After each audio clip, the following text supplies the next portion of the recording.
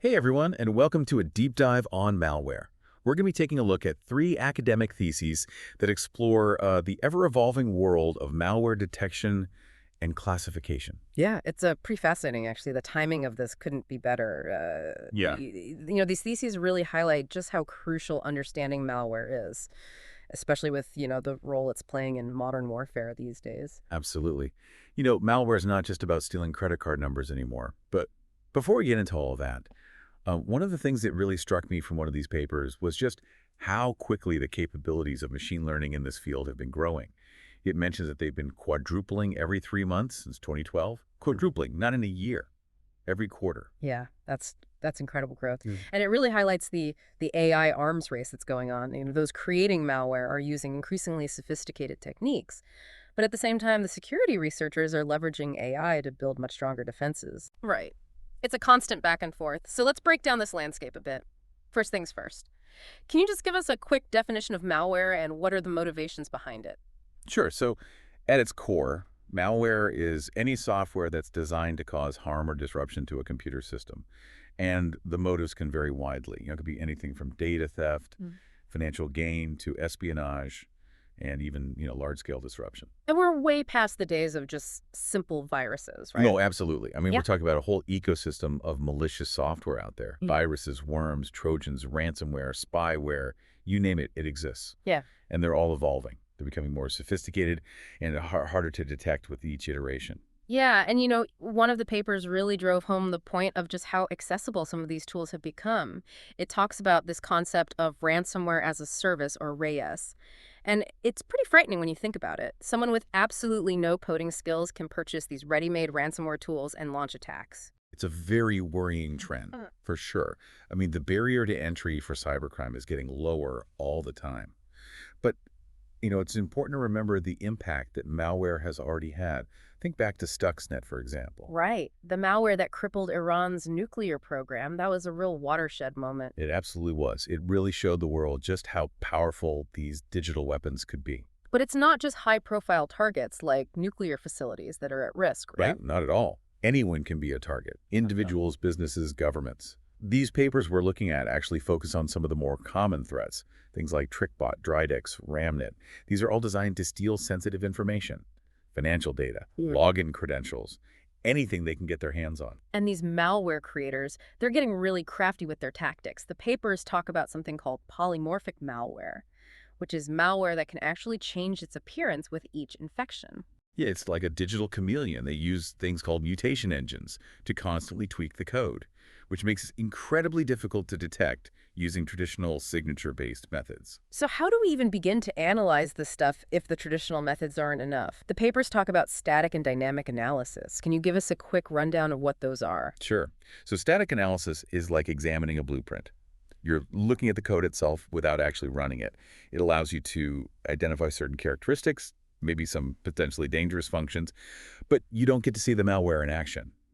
Dynamic analysis, on the other hand, involves actually running the malware in a controlled environment, of course, like a sandbox, and observing how it behaves. So dynamic analysis is more like observing the malware in the wild. Precisely. It gives you a much richer understanding of what the malware does, how it spreads, and what its ultimate goals are. But both methods have their limitations, right? Absolutely. Especially when you're talking about these polymorphic malwares. One of the papers actually goes into some of the challenges that static analysis faces, particularly when it comes to obfuscated code. There are techniques like rogue bytes and impossible disassembly. These are essentially ways to insert misleading instructions or create code that's extremely difficult to analyze, even for the most advanced disassemblers. So it's like they're creating a digital maze to confuse anyone trying to analyze the code? Exactly. They want to make it as difficult as possible to understand the malware's true intentions. And speaking of confusing things, the papers also cover some pretty intense anti-debugging techniques. They talked about timing checks and code checksums. Yeah, these are specifically designed to determine if the malware is being run in a controlled environment, like a sandbox. If it senses a debugger, it might alter its behavior or even shut itself down completely to avoid being analyzed. Wow, so it's like the malware has its own little security system built in? In a way, yes. They're trying to avoid scrutiny at all costs. And then on top of all of that, we haven't even talked about Packers yet. Right. Packers are essentially programs that compress and encrypt the malware, making it much smaller and harder to analyze. It's like trying to find a needle in a haystack, but the haystack is constantly shifting and changing shape. So it's clear that malware creators are becoming increasingly sophisticated in their methods. But the good news is that security researchers are fighting back with their own high-tech tools. And that's where machine learning comes in. Absolutely. Machine learning is rapidly becoming an essential tool in this fight. It's being used to detect, classify, and even predict the behavior of malicious software. Okay, so can you break down how machine learning actually works in this context? One of the papers focuses on something called recurrent neural networks, or RNNs. What makes them so special? RNNs are particularly good at analyzing sequences of events. Think about how they're used for things like speech recognition or image recognition. They can understand patterns that unfold over time. And that same capability makes them very powerful for analyzing malware behavior. Because malware behavior is essentially a series of actions that it takes. So it's like feeding the RNN a timeline of the malware's actions, and it can start to see patterns and red flags. Exactly. And one type of RNN, called a long short-term memory network, or LSTM, is particularly good at this because it can remember information over long periods, which is essential when you're dealing with complex multi-step processes that malware often uses. So it's like we're training these LSTMs to think like seasoned malware hunters, to see the subtle signs of a digital break-in. That's the idea. By training these models on massive amounts of data, we can teach them to differentiate between benign and malicious software with pretty incredible accuracy. But even with machine learning, there are still challenges, right? The papers talk about false positives and false negatives. Can you explain what those are and why they're so tricky? Sure. So a false positive is when the model incorrectly flags a benign file as malware. It's annoying, but it's not the end of the world. False negatives are much more dangerous. That's when the model fails to detect actual malware. One of the papers gives a striking example of this. They talk about a model that was excellent at detecting known malware, but it struggled to identify safe files. Right. It's a balancing act. You want a model that's sensitive enough to catch all the bad stuff, but not so sensitive that it starts flagging everything as malicious. So it's this constant back and forth. Malware creators are developing increasingly sophisticated techniques, and security researchers are working tirelessly to stay ahead of the curve. But these theses don't just outline the problems. They actually propose some pretty interesting solutions too, right? They do. They explore some cutting-edge approaches to malware detection and analysis, really pushing the boundaries of what's possible with machine learning. And that's where things get really interesting. But we're going to have to save that for part 2 of our deep dive. So welcome back to our deep dive into the world of malware. Ready to explore some of those groundbreaking solutions we talked about? Absolutely, yeah. In part 1, we kind of set the stage. We talked about just how much the landscape of malware is changing and some of the big challenges that analysts are facing. Right. But these papers aren't all doom and gloom. They actually offer up some really fascinating new approaches. Yeah, one of the theses proposes a pretty cool idea using an algorithm called GradCam.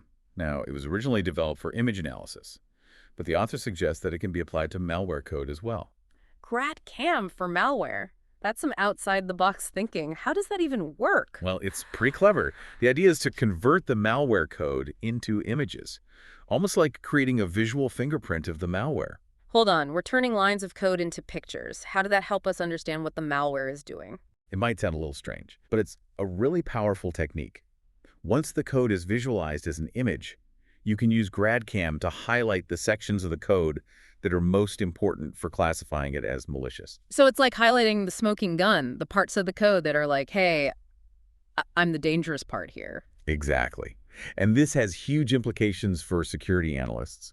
Instead of having to painstakingly sift through thousands of lines of code, they can focus on the areas that are flagged by GradCam. So much more efficient. And this paper, it doesn't stop there, right? It takes that GradCam concept even further. Yeah, and this is where it gets really exciting. The author suggests that the insights from GradCam could potentially be used to reverse engineer the code. Reverse engineer. So we'd be able to see the original source code of the malware, like peeking behind the curtain and seeing how it was built. Exactly. I mean, just imagine having access to the malware source code. It would give analysts such an incredible advantage. It'd be like capturing the enemy's playbook. Exactly. But isn't reverse engineering notoriously difficult?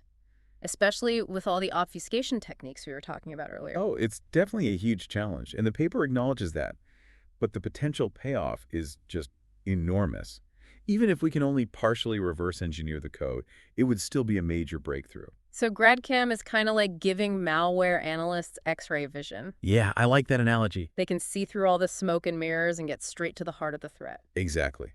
But it's important to remember that machine learning, even with these innovative approaches, isn't a silver bullet. All right. And one of the things that all three papers emphasize is the need for massive amounts of data. You need to train these machine learning models with a huge volume of malware samples so they can learn what to look for. Yeah, the quantity of data is important, but the quality is crucial as well. If the data you're using to train the model is biased or incomplete, then the model's not going to be very effective. And then there's the whole issue of adversarial attacks, where the malware creators are actively trying to figure out how to trick these machine learning models. Right. It's a constant arms race between those who are creating malware and those who are trying to stop it.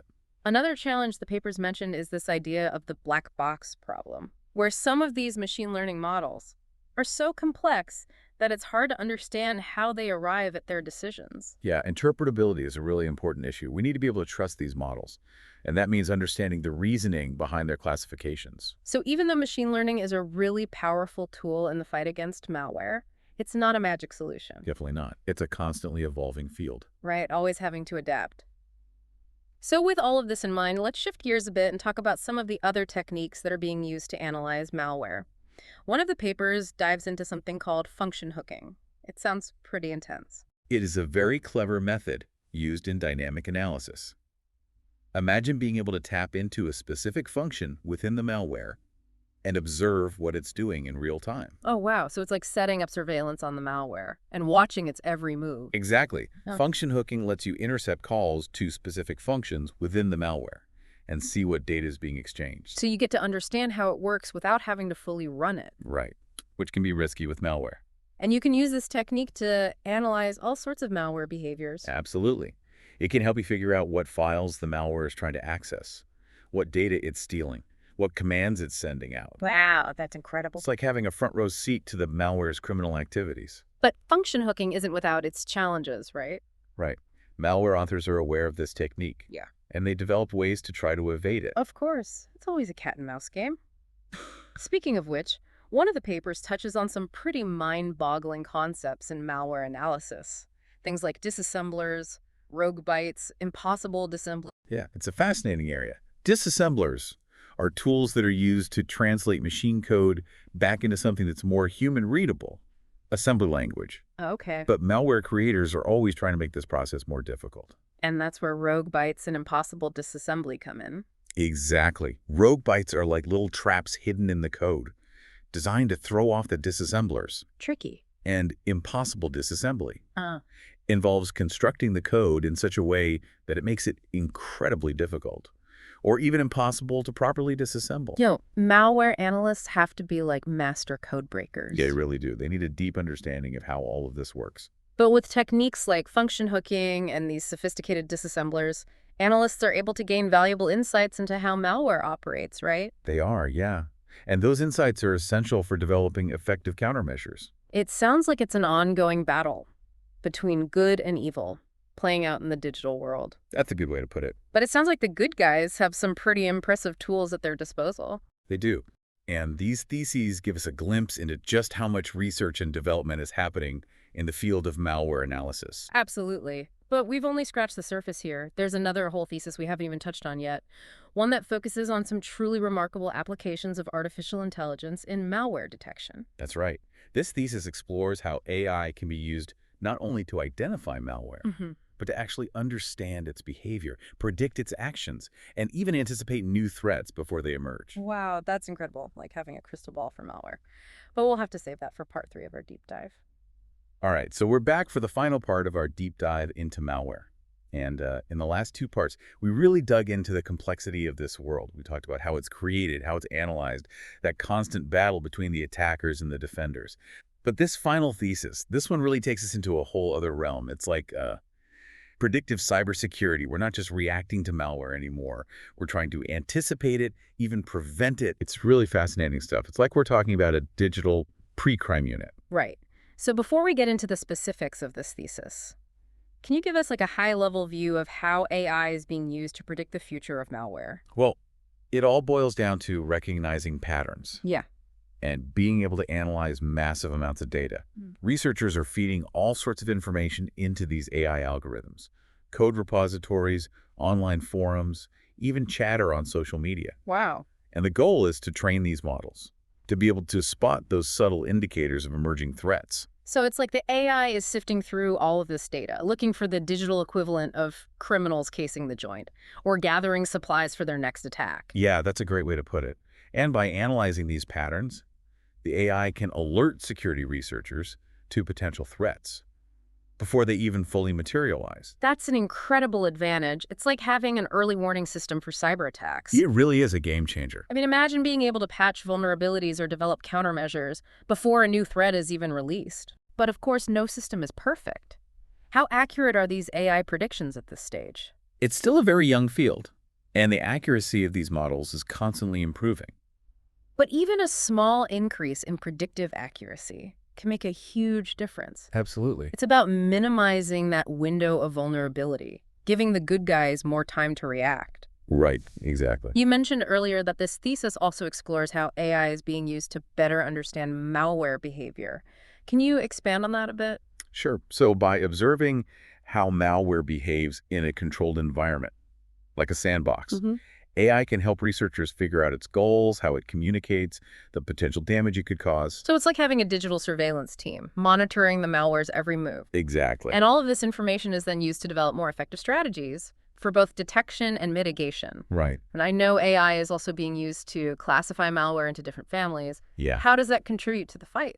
Well, classifying malware is really important. Yeah. Because it helps us understand its characteristics. And then we can develop more targeted defenses. So instead of treating all malware the same, you can tailor your approach based on its family and its likely behavior. Exactly. And AI can actually automate this classification process. Which saves analysts a ton of time and resources. Okay, so all of this sounds incredibly promising.